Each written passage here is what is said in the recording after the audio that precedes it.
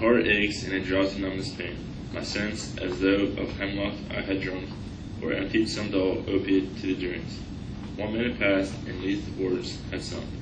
'Tis not thou, envy of thy happy lot, but being too happy in thy happiness, thou, though light winged dryad of the trees, in some melodious plot of Grecian green and shadows numberless, singest of summer in full-throated ease. O for draught of vintage that hath been cooled a long age in deep-dwelled earth, tasting of flora and country green, dance and purple song and sunburnt mirth.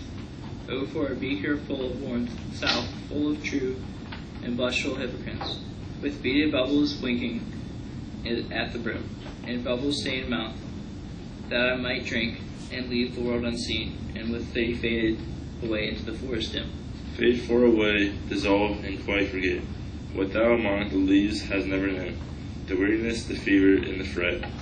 Here where men sit and hear each other groan, where palsy shakes a few sad, black gray hairs, where youth grows pale and spectres thin and dies, where but to think is to be full of sorrow, and laden-eyed despairs, where beauty cannot keep her lustrous eyes, where new love pine at them beyond no tomorrow.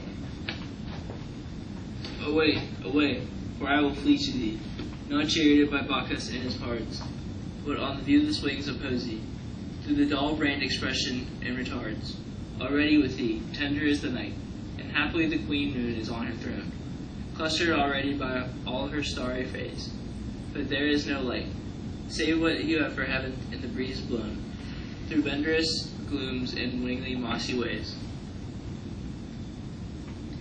I cannot see what flowers are at my feet, nor what soft incense hangs upon the boughs, but in the bald darkness guess ye sweet, where the seasonable month endows, the grass, the thicket, and the fruit tree wild, white hawthorn, and the pastoral eglantine.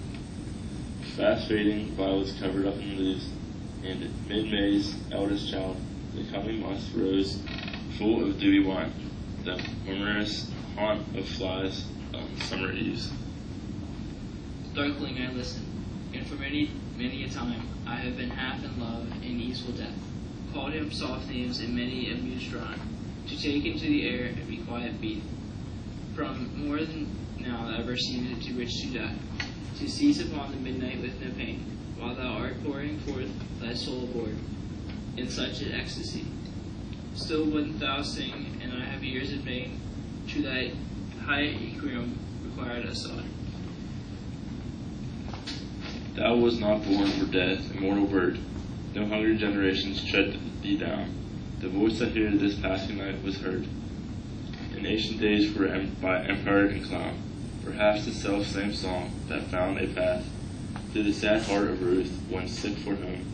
She stood in tears amid the alien corn, the same that oft times hath charmed magic casements opening on the foam of pearliest seas and fairy lands forlorn.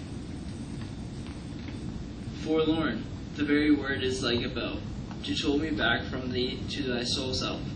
Adieu, the fancy cannot cheat so well, as she is famed to do. Deceived elf, adieu, adieu, thy plaintive immense fades, past the nearly meadows and on still streams, up the hillside and now 'tis buried deep, in the next valley glades, as a vision or walk in dream.